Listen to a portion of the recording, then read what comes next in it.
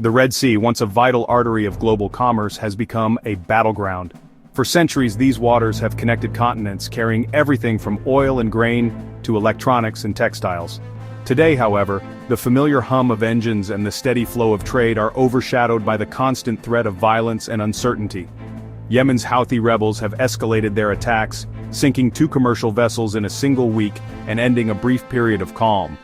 The world watched in shock as ships that once symbolized international cooperation and economic progress became targets in a dangerous new phase of conflict. The Bab al-Mandab Strait, a choke point for international trade, is now the epicenter of a conflict threatening both lives and the global economy.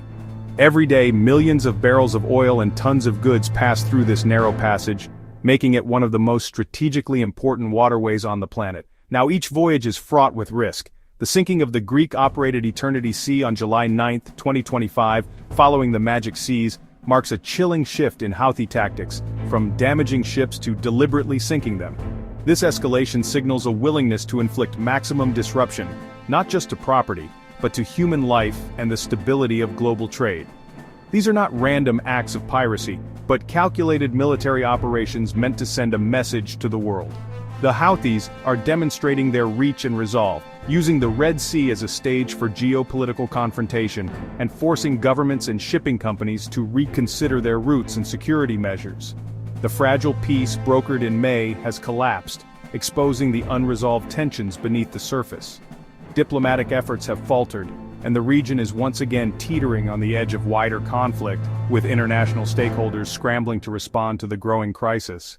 The tragedy of the Eternity Sea's multinational crew highlights the human cost of this escalating maritime war. Behind every headline are families shattered, lives lost, and a sense of security that may take years to restore. The world now faces a new chapter of maritime terror, one that demands urgent attention and action. The Eternity Sea's final voyage was a nightmare, one that would haunt the memories of all who survived it. What began as a routine journey across the Red Sea quickly spiraled into chaos, as the ship and its crew found themselves at the center of a deadly maritime crisis. Over the course of 3 harrowing days, the crew faced a relentless series of attacks and mounting terror as the situation deteriorated hour by hour.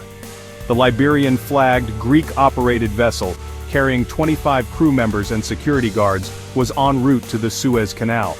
As it neared the coast of Yemen, close to the port city of Hodeidah, the ship's fate was sealed by a sudden and violent ambush. Houthi militants in armed speedboats launched a coordinated assault, unleashing gunfire and rocket-propelled grenades. The ship's guards fought desperately to repel the attackers, but the onslaught was overwhelming. Suddenly, an explosive-laden drone boat rammed into the hull, detonating with a thunderous blast. The explosion crippled the vessel, tore open its side, and obliterated the lifeboats, leaving the crew with no safe means of escape.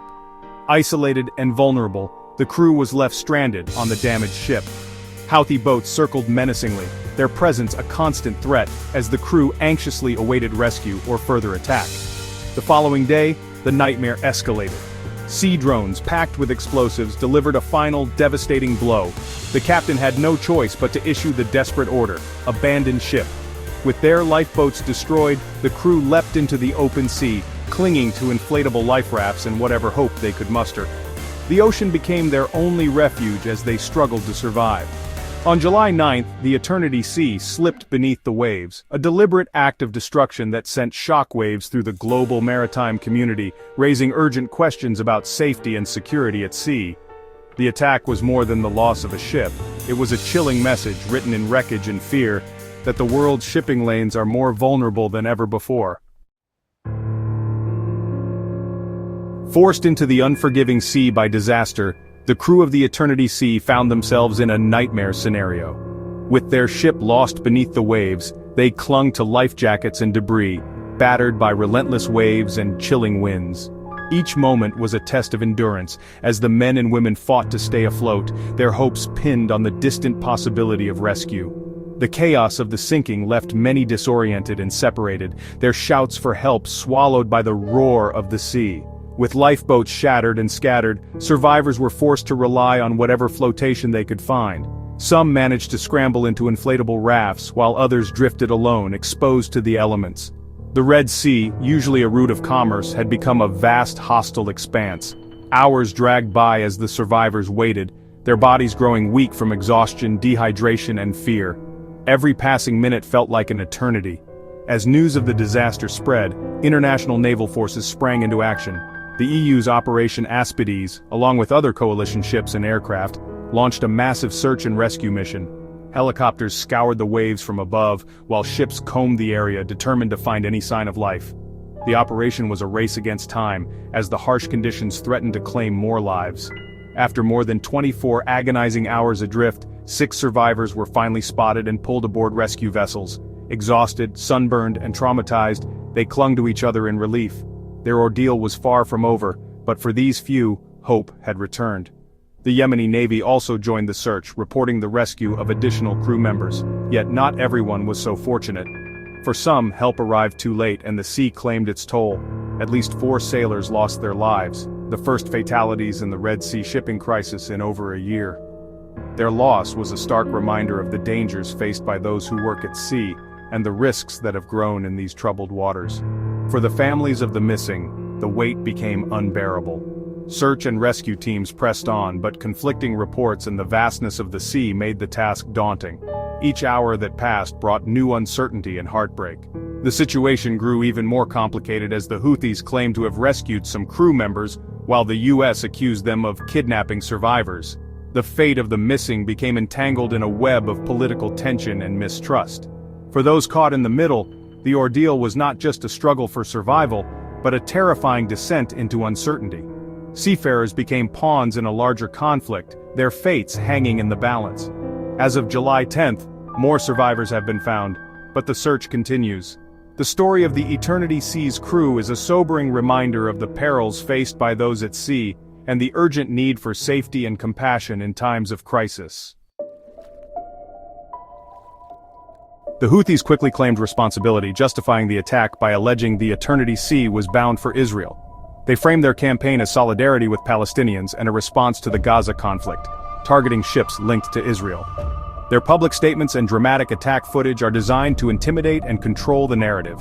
By warning the crew before the attack, they attempt to portray their actions as targeted, not indiscriminate. The US and its allies reject this justification, calling the attacks reckless terrorism that endangers innocent lives and global trade. Critics argue the Houthis' criteria for targeting are vague, and many ships attacked have no clear Israeli links. The real aim, they say, is to exert control over a critical maritime choke point and challenge Western influence. The world responded with swift condemnation. The US denounced the attack as terrorism and vowed to hold the Houthis accountable, hinting at possible military action. The EU and Yemen's exiled government joined in, calling the attack a grave threat to global security and commerce. Shipping associations mourned the lost seafarers and demanded stronger international naval protection. The industry now faces a painful choice: risk the Red Sea or take the costly, time-consuming route around Africa. The deliberate sinking of a large vessel has forced companies to reassess their operations. The alternative route is longer, more expensive, and increases carbon emissions. The dilemma highlights the vulnerability of global supply chains to regional conflict. The message is clear: the status quo is no longer safe. The attacks are part of a broader Houthi campaign that began in late 2023, with over 100 assaults on ships in the Red Sea and Gulf of Aden.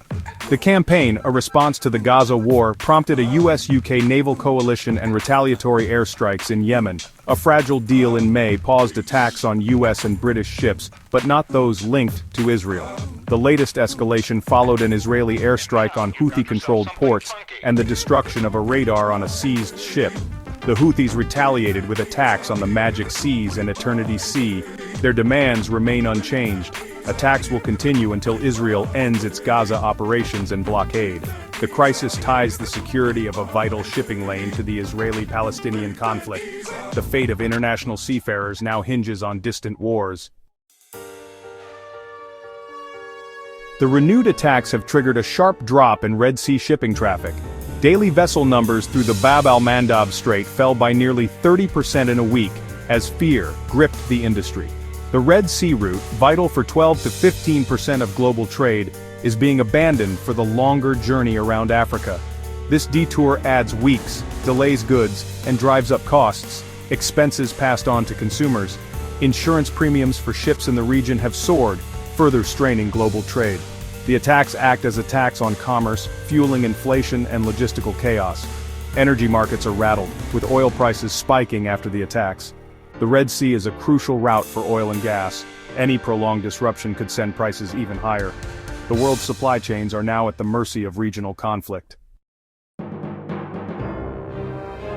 The sinking of the Eternity Sea is a turning point, raising urgent questions about the Red Sea's future as a safe trade route.